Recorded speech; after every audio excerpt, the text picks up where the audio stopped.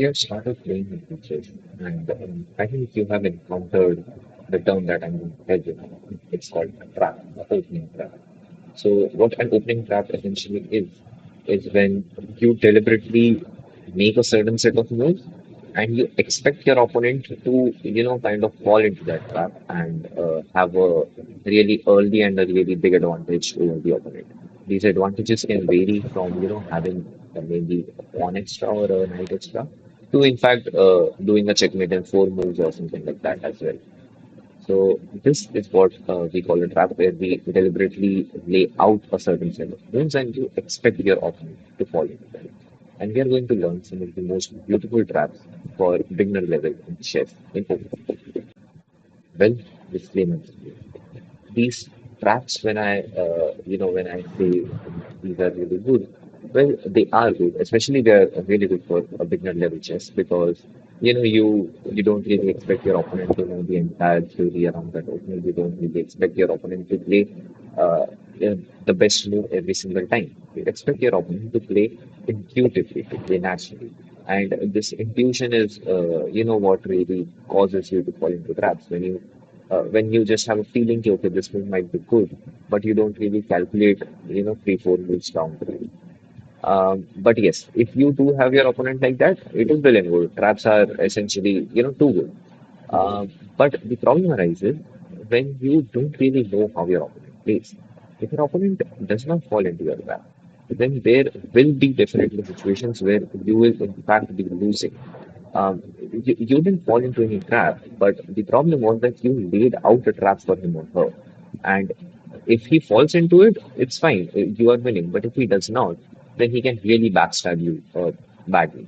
So, and on the counter example, if you try to play a really solid, defensive and a well-structured opening, then no matter what your opponent does, you will not be losing in any situation. Like your game does not depend on your opponent's stupidity.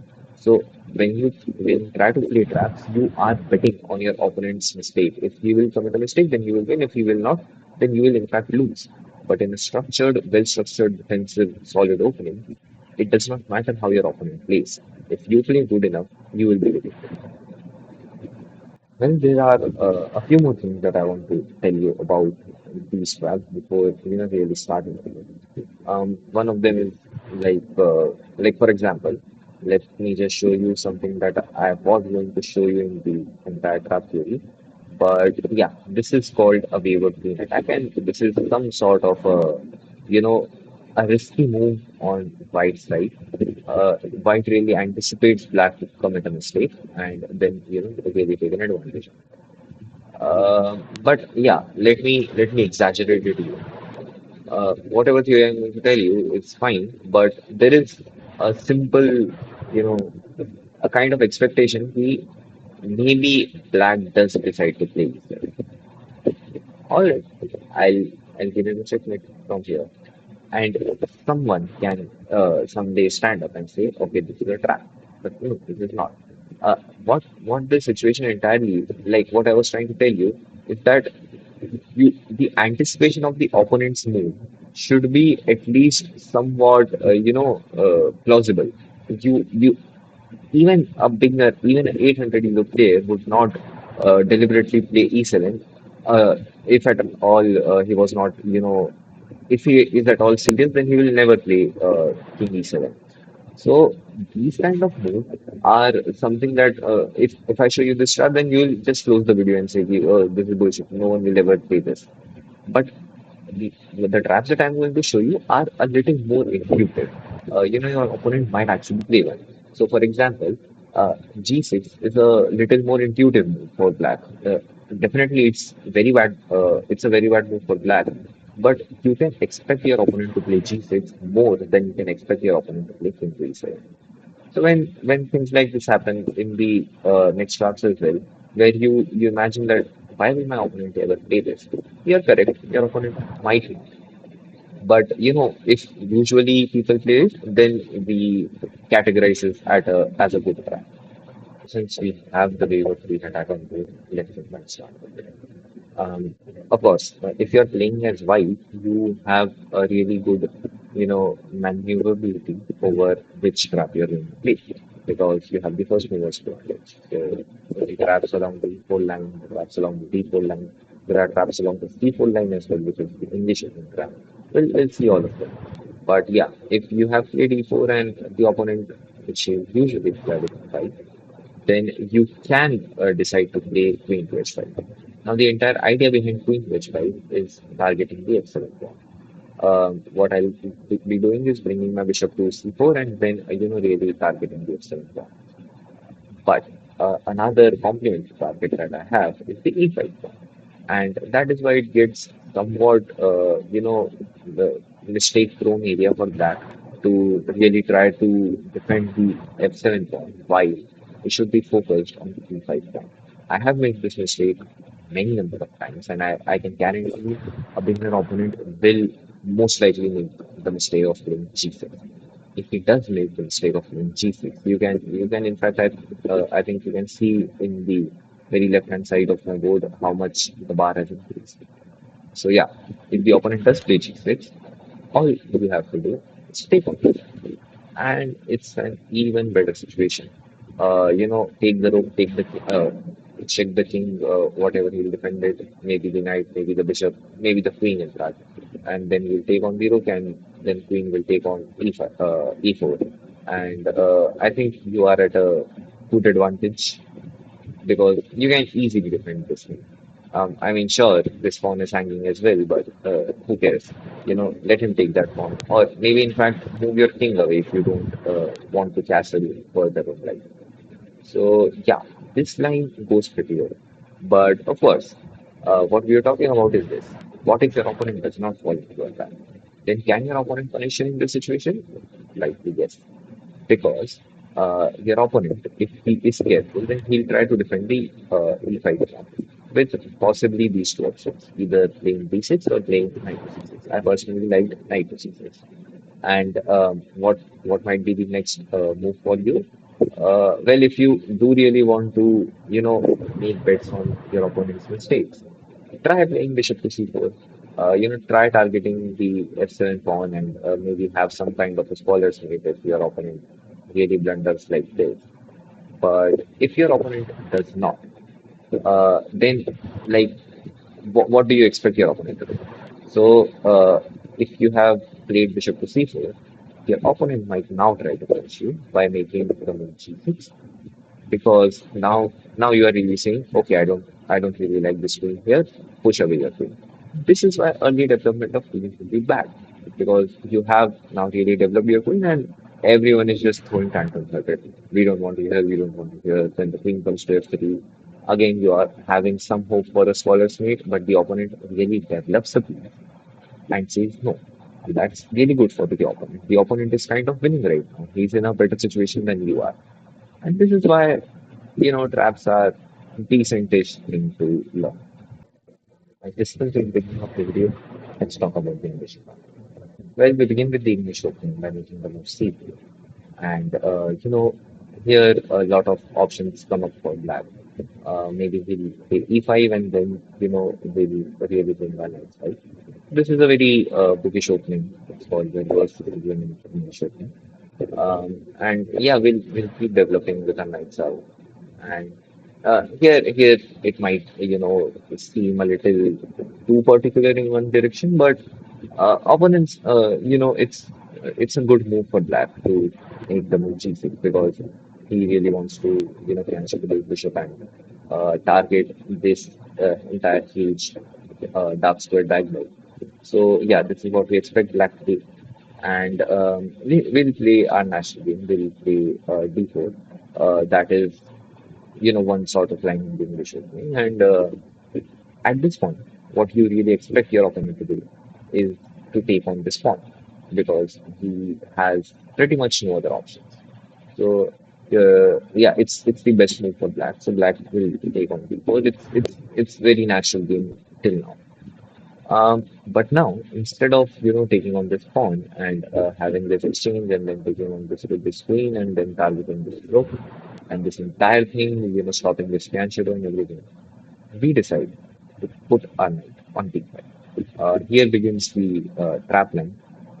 putting the knight on d5. But till now, the opponent has not committed any mistake. And in fact, the fancier thing that he was going to do is itself fine line. Now is when we bring out our own bishop. To this square where the knight is defending it and targeting it with the queen. Even now, black is not losing. Black is in fact in a better position than us. But black will most likely play the move either this knight to e7 or this knight to e7. Now, here comes the entire difference. If black plays the move knight from c to e7, then black is actually in a winning position, in a advantageous position. But if black does make the mistake of committing the knight on g5 to e7, is when the trap really begins. Because if he, plays this move, the engine shows me that white is at huge advantage now. Right?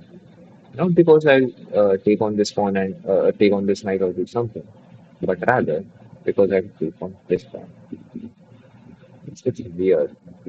This knight is not at all defended well. It's just defended by the queen, and two pieces are attacking it. What am I even doing? Right? Here's the thing. If this knight, really tries to have my knight, then I'll smother the queen. The queen cannot take my bishop because, I mean, the queen has to take my bishop, but I'll have the queen for a knight or for a bishop. And yeah, I'm really winning in this situation. But if black does decide to take on my knight with the bishop itself, even then I'm winning. And in fact, I'm winning more advantageous because I have the bishop with the queen. I don't really care about my queen dying. Why? Because, yeah, sure, try taking my queen. Check, move, checkmate. It's beautiful to even see this entire thing that a knight and a bishop delivering a checkmate where my queen is dead and I'm I don't know 9 points of material down, but I have won the game in how many 10 moves.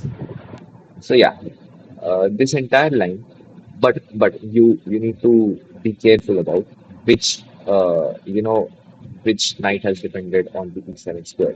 If the knight on c6 had gone to e7 square, then this entire line does not work.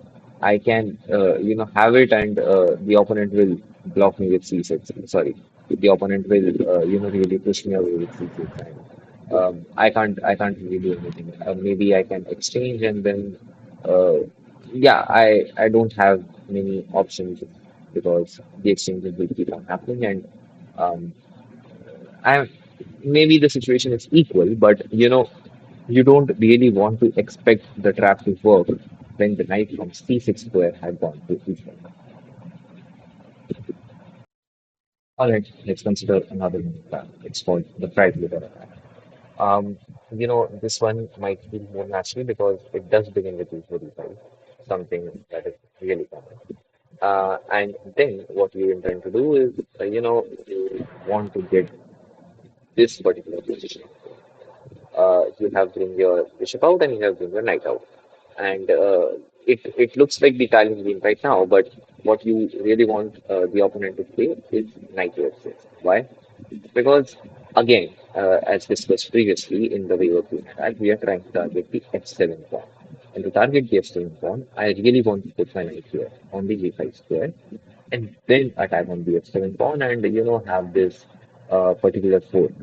So yeah, this is what my idea looks like. I think it's pretty clear to the arrows. And so if the opponent does play knight to f6, then I can go knight to g5 and really uh, have an attacking game. Even now, the game is really equal. The game is really equal, and you this game can go along different lines.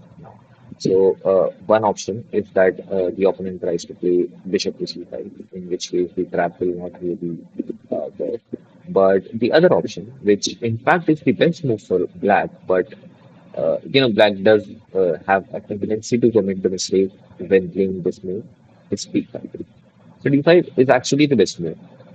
But here's the thing: if my opponent has played d5 and I take on the pawn on d5, what do you think is the best move for black now? If you answered that the best move for black might be, if your intuition said that best move for black might be to take on the pawn on d5, then his trap will work on you because you will make the mistake of taking on the pawn on d5. All I'll do is have your pawn. I will not care if this square is defended or not. uh, this fork is still here, and the only person guarding it is the king. And this is the problem with this square. The only person guarding this square is the king, and if I take on it, then the king really has to come out. Either give up a rook or a queen, or come yourself out. But I have more attacks. I have a queen. And now this is a really bad situation for black because the king of black is out. My queen is out, and my queen is attacking the black king, and in fact also attacking the knight. And this bishop is this knight is just what is blocking another check from this bishop, and the situation is really bad now. And I mean, okay, what do you think is the best move for black right now? There is virtually nothing blocking. Maybe, yeah, the queen can come up and, but if this queen comes up, then I'll have the knight. If the queen doesn't come up, then there is nothing that can block this check from the queen. So the opponent king has to really move out.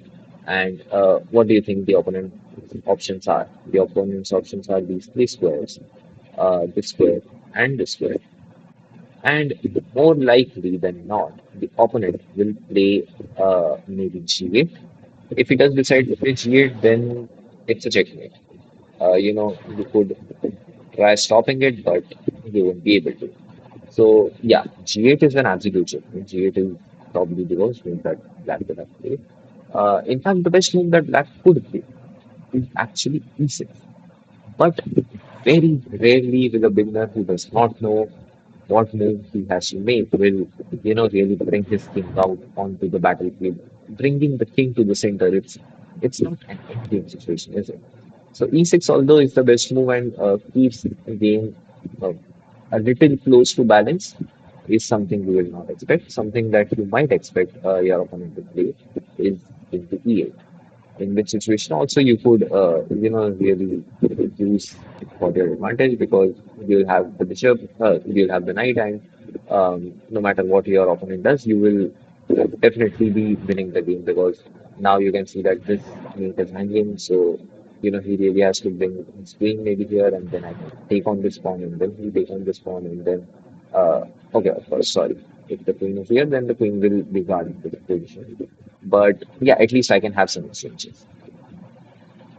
Remember in side lever attack, when we desperately wanted our opponent to make the move knight to f6 so that we could, target the f7 pawn.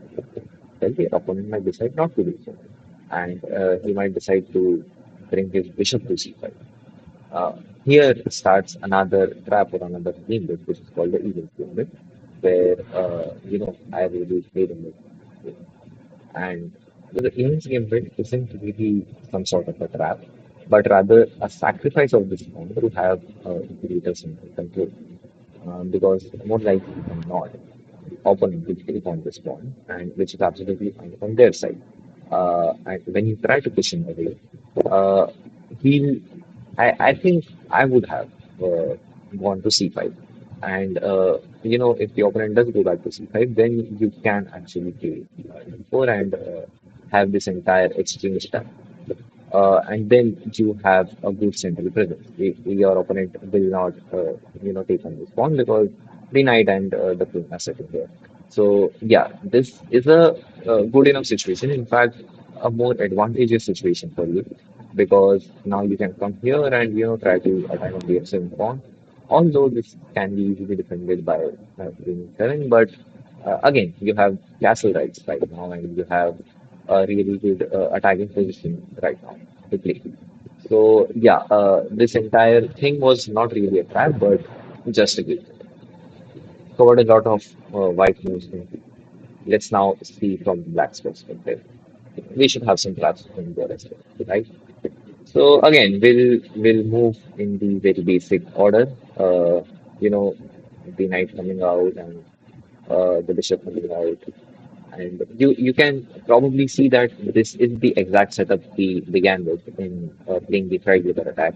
We kind of expected black to play knight f6 and then this entire triangular attack.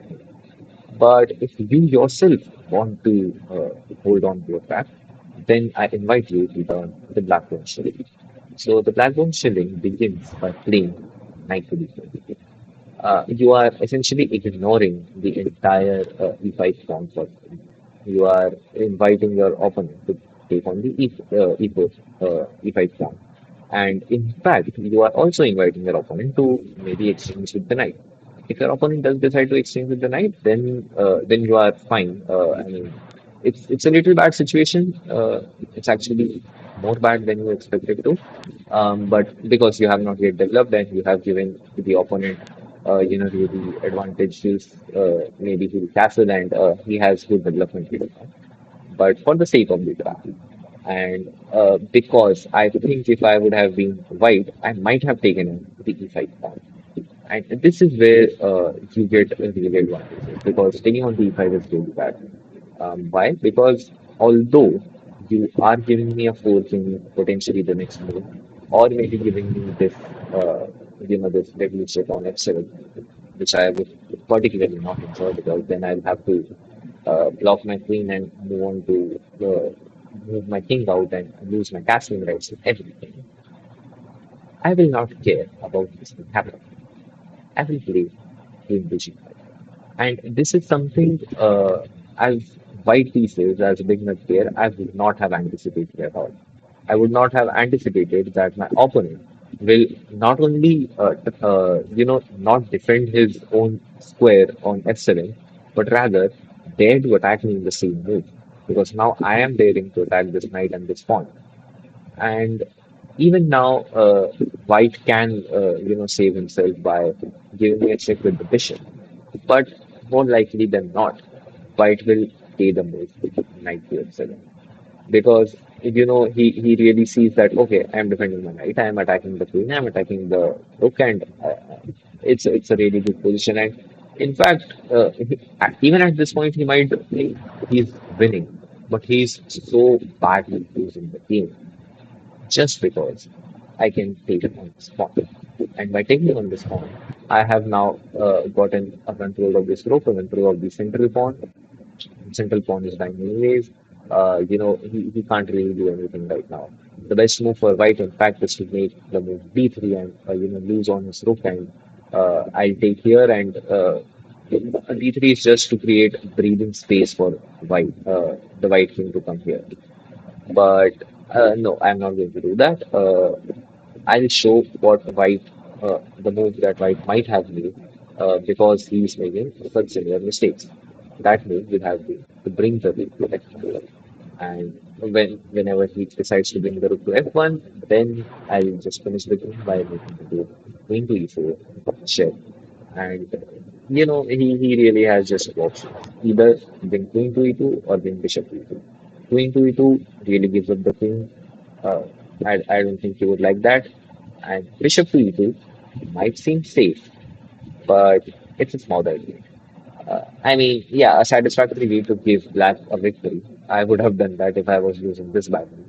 But yes, this trap is.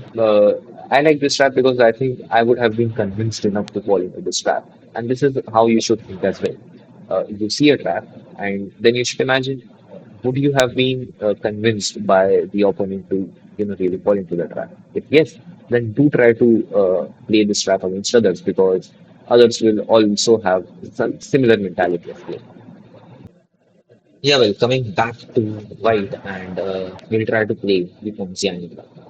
So the Ponziani trap again begins with e4, e5, and knight f3, knight c6. Yeah, really common thing to begin my game with. But now the ideas will change a bit. So the different move here is to play c3. Now, playing c3 really categorizes into the Ponzian movement. And my intentions are to then play d4 and, really stop this bishop from coming to c5. The bishop coming to c5 is a little irritating for me because it targets my f2 pawn, which is a little weak for me. So yeah, this is my entire intention behind playing the pawn behind the opening. Again, if I have played this move, then bishop to c5 is a little rare to be played. What is more likely to be played, as per our development theory, is knight to f6. Knight to f6. Why? Because yeah, it's a decent move. I have opened up my, I have developed my piece, and I have not really, I have targeted the e4 square. I have not really targeted the d4 square, which the opponent is targeting. So knight to f6 is decent, and you can expect your opponent to play this. With, and at this point, you might, really consider that, okay, my respawn is dying. Should I maybe, bring my uh, pawn to d3 to really give support to the fourth pawn or something like that. But we are playing the game bit here, right? We are letting our pawn die, and that is why we'll play d4. Now, when you do decide to play d4, uh, uh, the opponent has really many options. One of them might be, simply exchange. So if e takes d4, then I'll maybe push forward and try to throw away this knight somewhere and do something like that. But more likely than not, the knight will take up this free pawn. He will gobble up this, and which is fair. But still, you are as white. You are not losing. You have a good condition to play the game too. And now is when the real trap comes in. The engine shows that the best move is bishop to d3, but we are not going to play bishop to d3. Rather, we are going to kick this knight. Now, kicking this knight might turn out bad for you if the opponent does know what you are trying to do. If the opponent does decide to make the move bishop to c5 and then target my f2 pawn, then I'm in a bad position. But if you are at a beginner level, then the opponent will be a little stressed by seeing his knight diagonally in front of a pawn. Being, this entire line might not even come to his mind. So yeah, this is where traps work at beginner levels or at intermediate levels, where panic or stress causes more harm than the natural thought process. And maybe the opponent decides to go to a5, or maybe the opponent decides to go back to e7.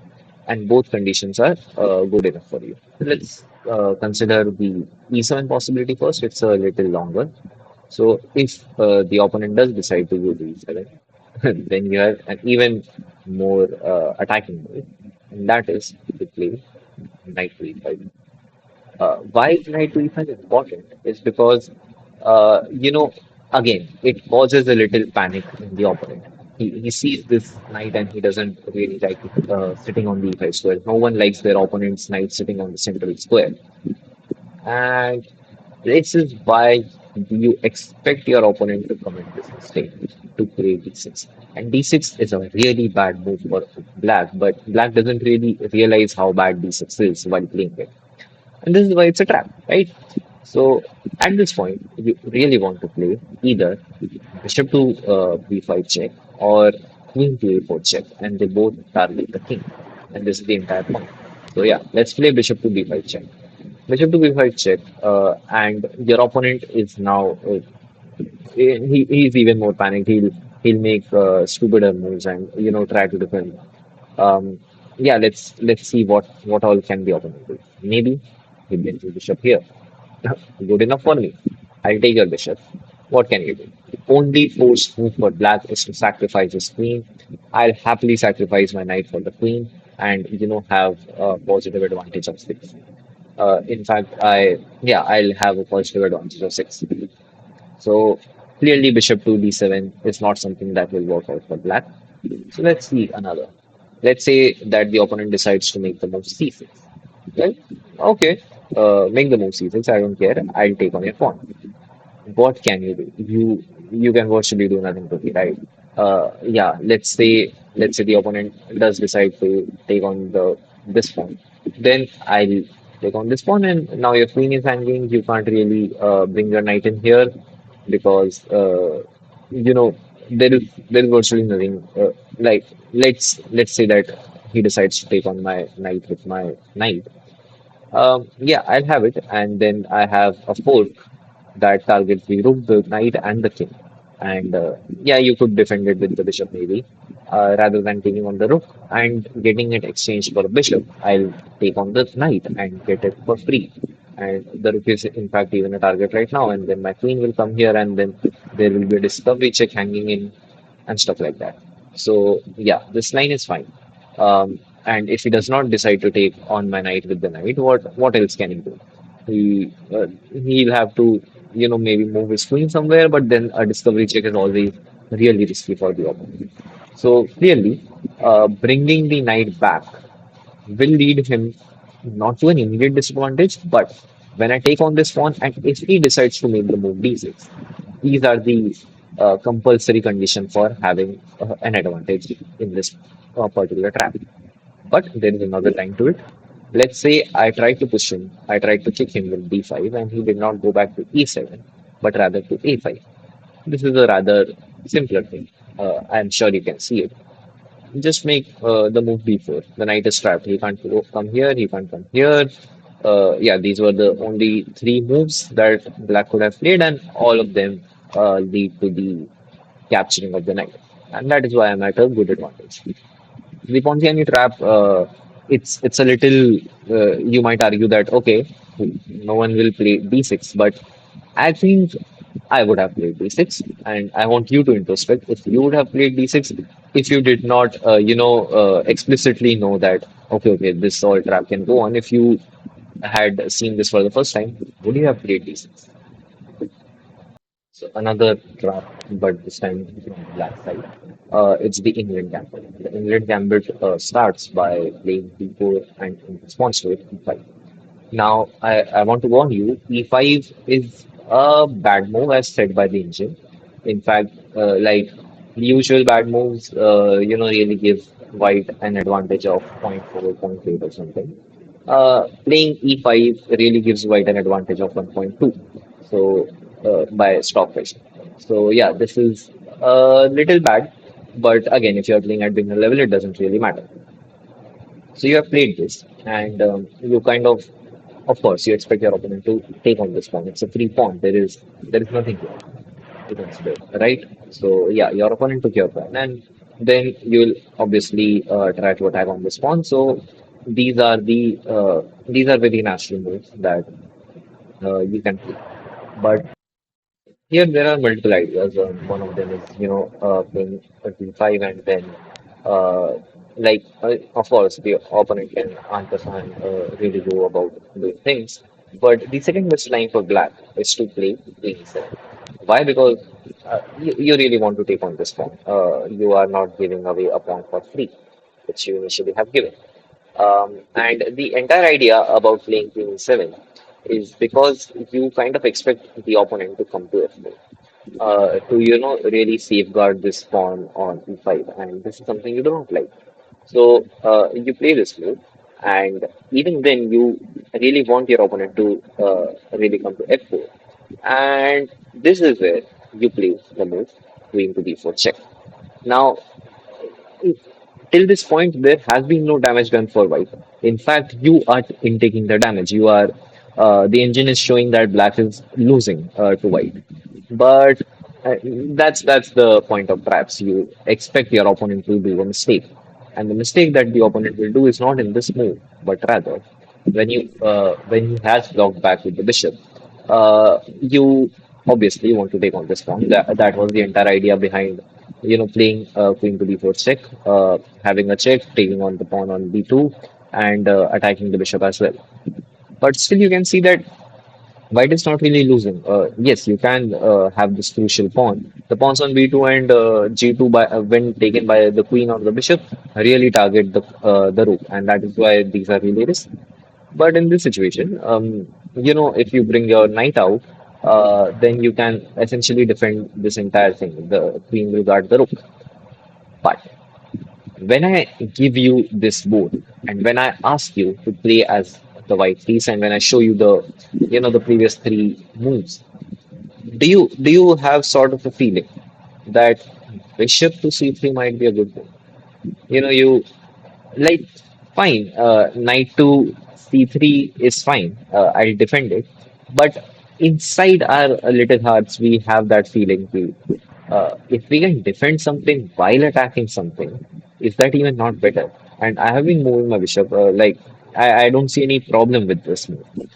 The entire problem is that you focus on what pieces are outside on the board, but not on what can come from the inside. The entire If this bishop was not here, then there would have been no problem.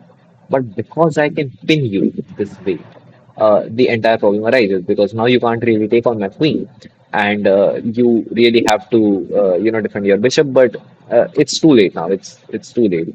One move could be that you really want to go back, but I'll have your rook. Um, yeah, I'll have your rook, and even now I am at a really good advantageous position. I can always take back on this pawn. The best move for you might be to block me with c3, but I have a rook advantage right now. So yeah, you can't top that. The other Another move that you might expect white to play is, really defend the bishop with the queen, and yeah, this is also bad. I have, things that I can do with it. So if the queen does come to defend the bishop, I'll still have the bishop because if queen takes, then it's a checkmate. Yeah, that's as simple as it could be. So yeah, if queen takes, then it's a checkmate, and if knight decides to take me, then I'll have the rook, and having the rook is fine enough, and the opponent can do nothing but block it with the knight or something. But yeah, I still have more advantage, taking on this pawn with this knight because this knight is the only one defending it, and I'll keep on exchanging pieces. I have this pawn hanging, and yeah, I'm extremely winning this game. If you can manage to pull this off, then you're obviously winning the game. But yeah, the entire line is bad for you until white commits this mistake, bishop to c3, and yeah, it is very likely that white will commit this mistake if white is in this situation and you are playing at a really good level. So for the last trap of the video, I would like to contribute it to the black side itself.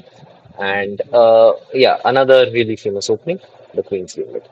So you want your opponent to play the Queen's Gambit, and this is a very common opening, and you will encounter it many times.